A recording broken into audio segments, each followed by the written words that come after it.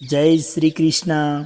नमस्कार दोस्तों, मैं आपका मित्र सांवर चौधरी एक बार फिर से आप सभी मित्रों का आपके अपने YouTube चैनल सांवरिया ऑफिशियल पर हार्दिक स्वागत करता हूं।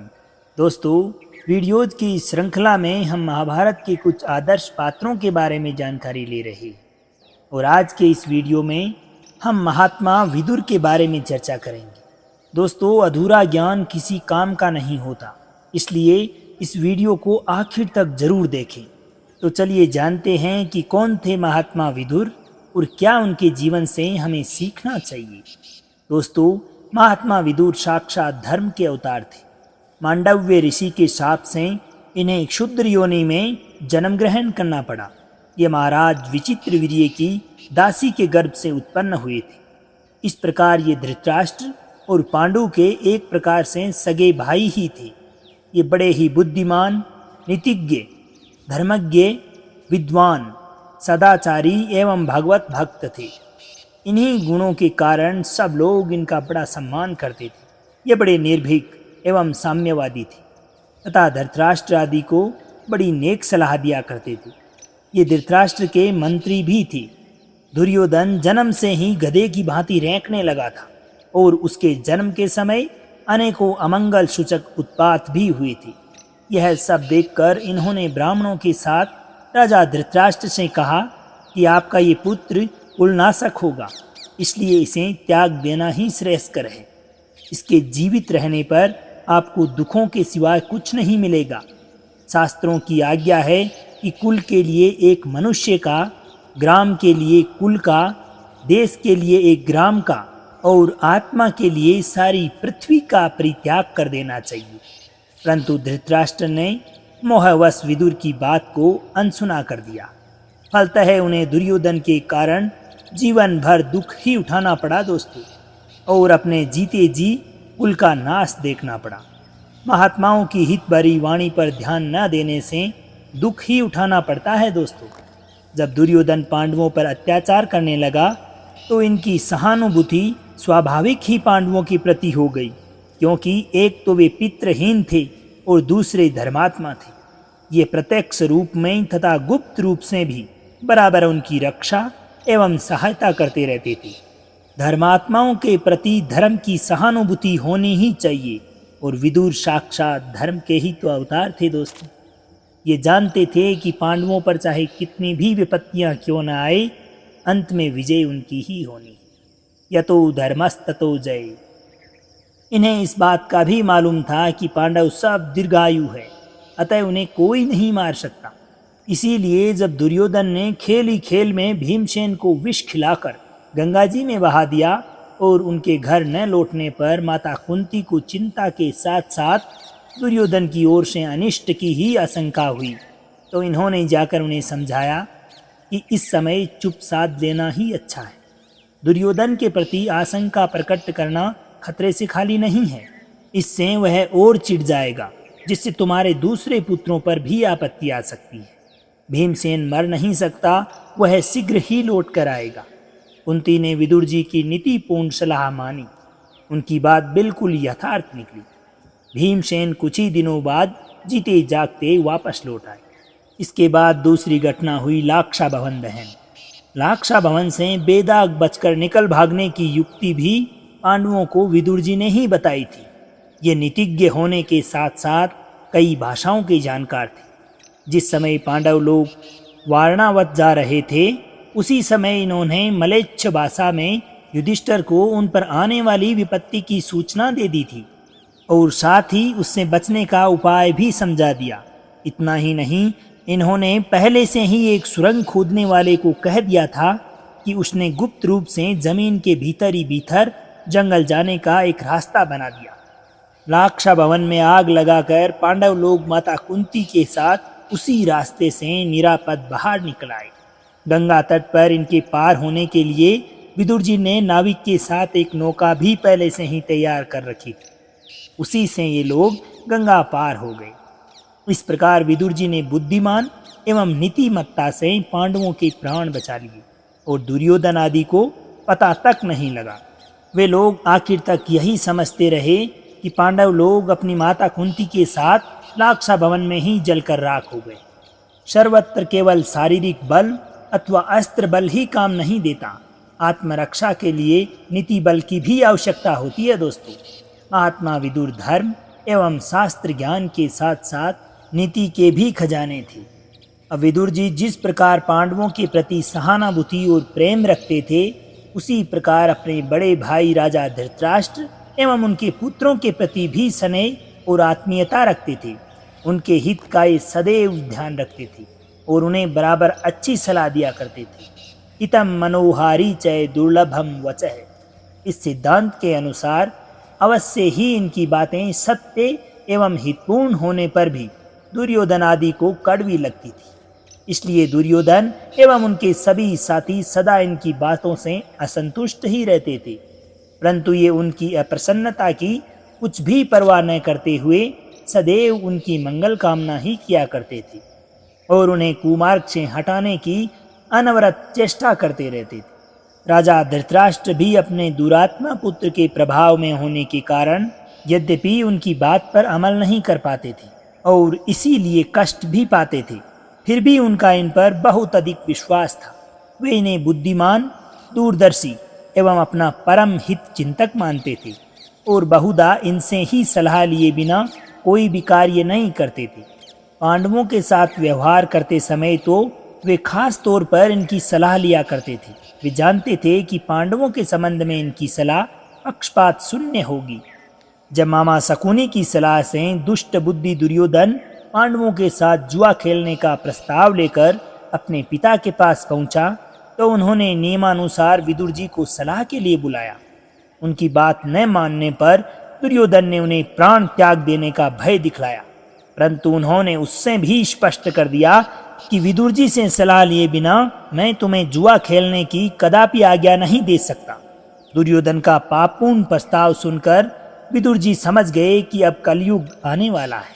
उन्होंने इस प्रस्ताव का घोर विरोध किया और अपने बड़े भाई को समझाया कि जुआ खेलने से आपके पुत्रों और भतीजों में बैर विरोध ही बढ़ेगा, उनमें से किसी का भी हित होने वाला नहीं है इसलिए युद्ध का आयोजन न करना ही अच्छा विचार है। इसी में दोनों ओर का मंगल है। धृतराष्ट्र ने विदुर जी एवं उनकी माता की प्रशंसा करते हुए दुर्योधन को बहुत समझाया, परंतु उसने इनकी एक न मानी। वह तो जुए से हराकर पांडवों को नीचा दिखाने पर तुला हुआ था।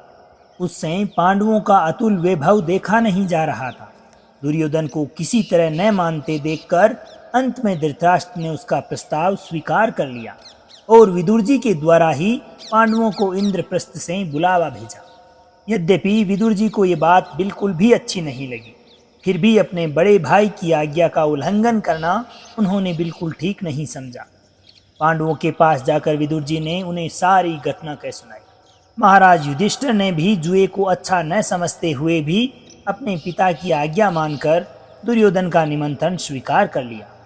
अब जुए के समय इन्होंने जुए की बुराइयां बताते हुए राजा धृतराष्ट्र से कहा कि राजन, आप अब भी संभल जाइए, दुर्योधन की हाँ में हाँ मिलाना छोड़ दीजिए और कुल को सर्वनाश होने से बचाइए। पांडवों से विरोध करके उन्हें अपना शत्रु ना बनाइए। पांडवों के वन में चले जाने पर धृतराष्ट्र के मन में बड़ी चिंता और जलन हो। उन्होंने विदुर जी को बुलवाकर अपने मन की व्यथा उन्हें कह सुनाई और उनसे ये जानना चाहा कि अब हमें किस प्रकार व्यवहार करना चाहिए जिससे प्रजा हम पर संतुष्ट रहे और पांडव भी क्रोधित होकर अपनी कोई हानि ना करें। इस पर विदुर जी ने उन्हें समझाया कि हे राजन, अर्थ, धर्म और काम, इन तीनों फलों की प्राप्ति केवल धर्म से होती है। राज्य की जड़ है तो वो है धर्म।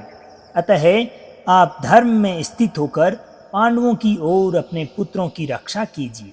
आपके पुत्रों ने शकुनी की सलाह से भरी सभा में धर्म का तिरस्कार किया है, क्योंकि सत्यसंध युधिष्ठिर को कपट युद्ध में हराकर उन्होंने सर्वस्व छीन लिया है। यह बड़ा अधर्म है और इसके निराकरण का मेरी दृष्टि में एक ही उपाय है। वैसा करने से आपका पुत्र पाप और कलंक से छूटकर प्रतिष्ठा को प्राप्त करेगा। वो उपाय यह है कि आपने पांडवों का जो कुछ भी छीना है वो सब उन्हें पुनः लौटा दो। राजा का ये परम धर्म है कि वह अपने ही हक में संतुष्ट रहे, दूसरे का हक ना चाहे।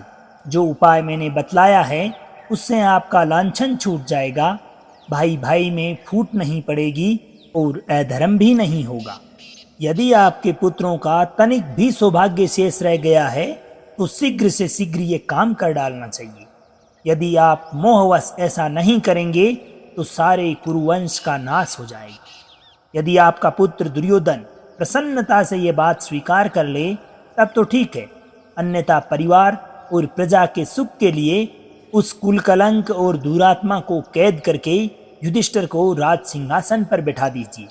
युधिष्ठिर के चित्त में किसी के प्रति राग द्वेष नहीं है, इसलिए वे ही धर्मपूर्वक पृथ्वी का शासन करें।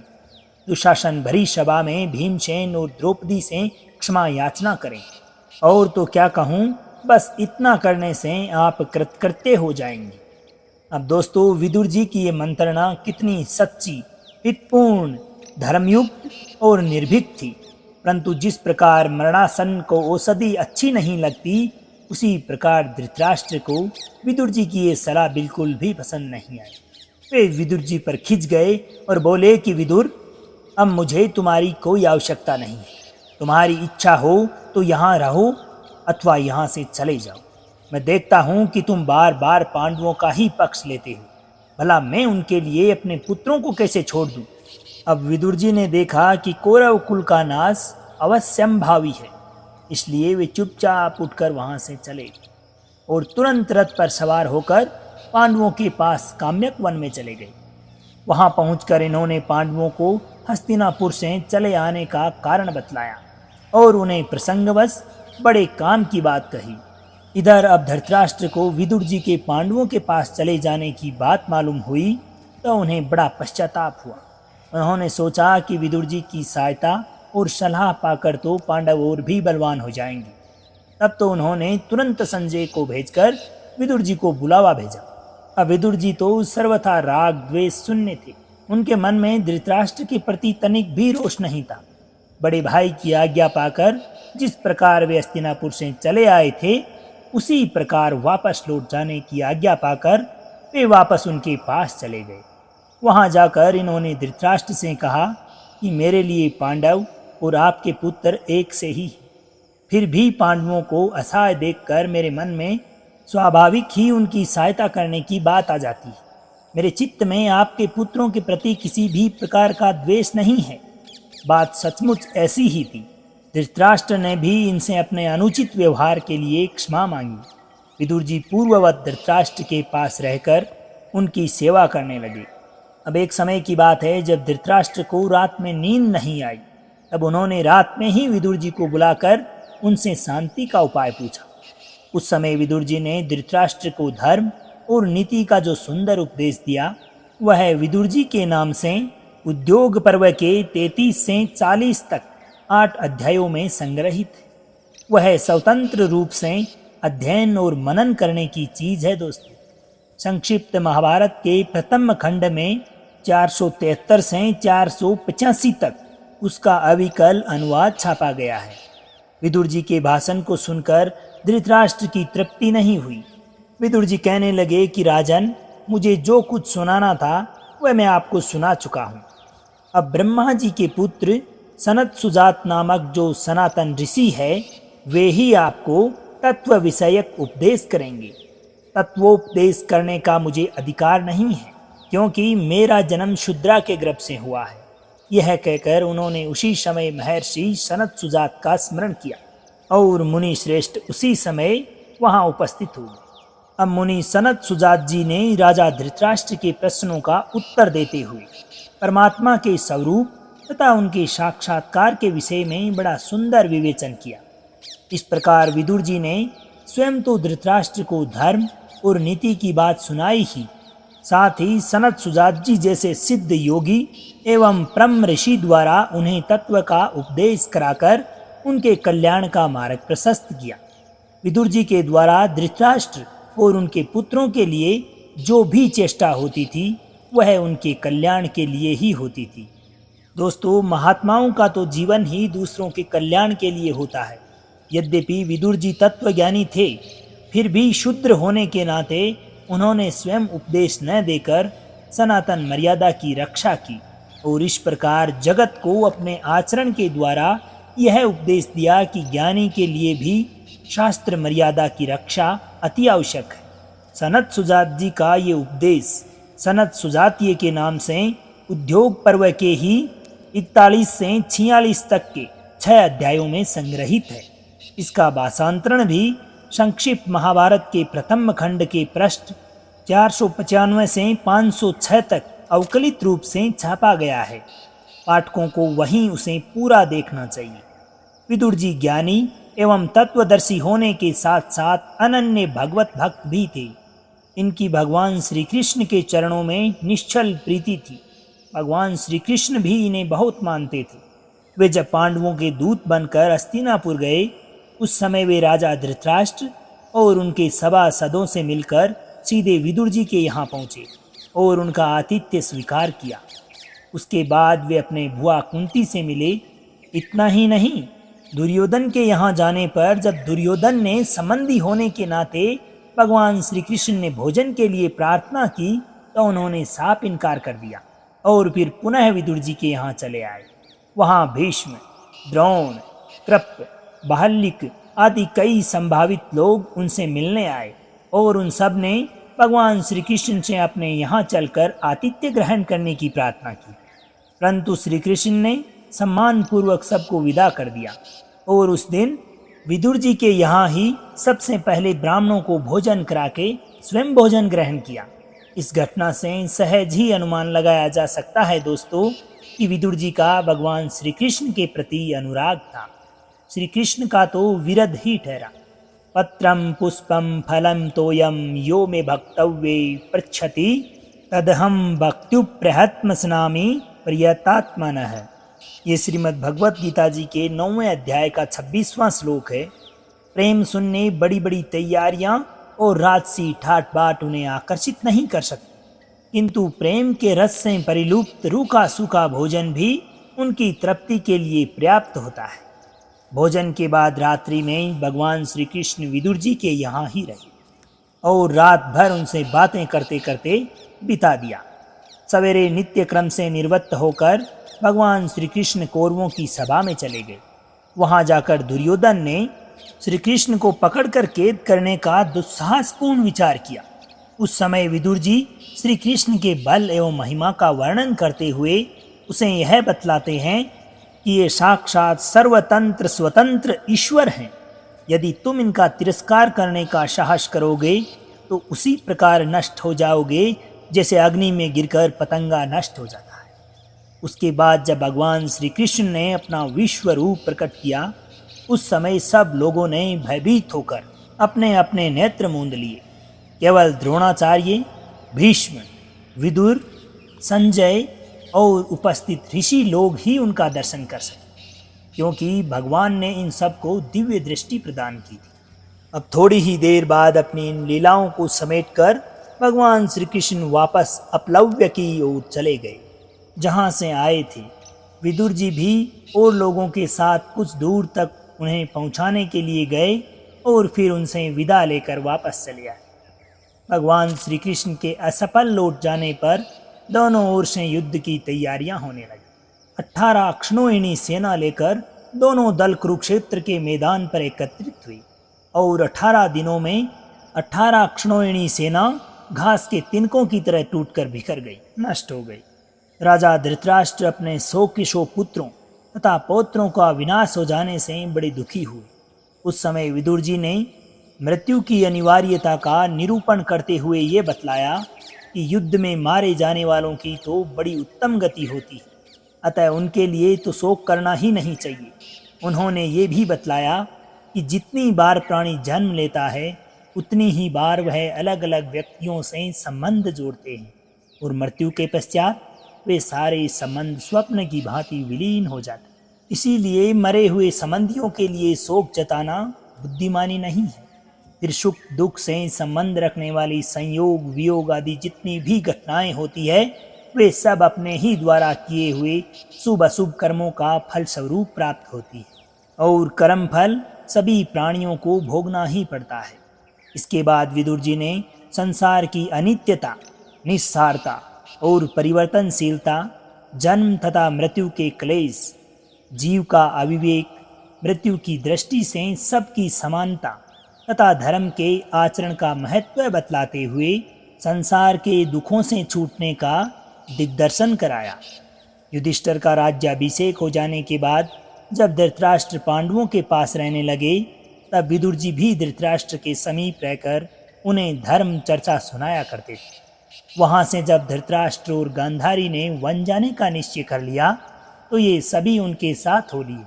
वहां जाकर विदुर जी ने घोर तपस्या का व्रत ले लिया। अब वे निराहार रहकर निर्जन वन में एकांतवास करने लगे। शून्य वन में कभी कभी लोगों का दर्शन हो जाया करता था। कुछ दिनों बाद जब महाराज युधिष्ठिर अपने समस्त परिवार एवं सेना को साथ लेकर वन में अपने ताऊ ताई तथा माता कुंती से मिलने आए और वहां पर विदुर जी को न देखकर राजा धृतराष्ट्र से पूछने लगे, उसी समय उन्हें विदुर जी कहीं दूर दिखाई दिए। वे सिर पर जटा धारण किए हुए थे, मुख में पत्थर दबाए हुए थे और अपना दिगंबर वेश बनाए हुए थे। मेल जम गई थी। वे आश्रम की ओर देखकर लौटे जा रहे। युधिष्ठिर उनसे मिलने के लिए उनके पीछे दौड़े और जोर जोर से उनका नाम बतलाकर उन्हें पुकारने लगे। घोर जंगल में पहुंचकर विदुर जी एक वृक्ष का सहारा लेकर स्थिर भाव से खड़े हो गए। राजा युधिष्ठिर ने देखा कि विदुर जी का शरीर अस्थि पंजर मात्र रह गया है। वे बड़ी कठिनता से पहचान में आ रहे थे। युधिष्ठिर ने उनके सामने जाकर उनकी पूजा की। विदुर जी समाधिस्थ होकर निर्विमेष दृष्टि से युधिष्ठिर की ओर देखने लगे। इसके बाद वे योग बल से अपने अंगों को युधिष्ठिर के अंगों में, इंद्रियों को उनकी इंद्रियों में तथा प्राणों को प्राणों में मिलाकर उनके शरीर में प्रवेश कर और उनका बचा हुआ शरीर निर्जीव होकर उसी भांति वृक्ष के सहारे खड़ा रह गया। इस प्रकार साक्षात धर्म के अवतार महात्मा विदुर धर्ममय जीवन बिताकर अंत में धर्म मूर्ति महाराज युधिष्ठिर के ही शरीर में प्रवेश कर गए। बोलो धर्म की जय। तो दोस्तों, ये था महात्मा विदुर जी का पावन चरित्र, जो बिल्कुल धर्मराज युधिष्ठिर की भांति धर्म से ही उत्पन्न हुए थे और अंत में धर्म में ही विलीन हो गए। उम्मीद है कि आपको ये वीडियो ज़रूर पसंद आई होगी। इसे अपने सगे संबंधियों और दोस्तों आदि के साथ में ज़रूर शेयर करें, ताकि इससे मिलने वाली सीख और इन धार्मिक शिक्षाओं का उन्हें भी अवलोकन हो सके। तो दोस्तों, अब आज्ञा दीजिए आपके मित्र सांवर चौधरी को।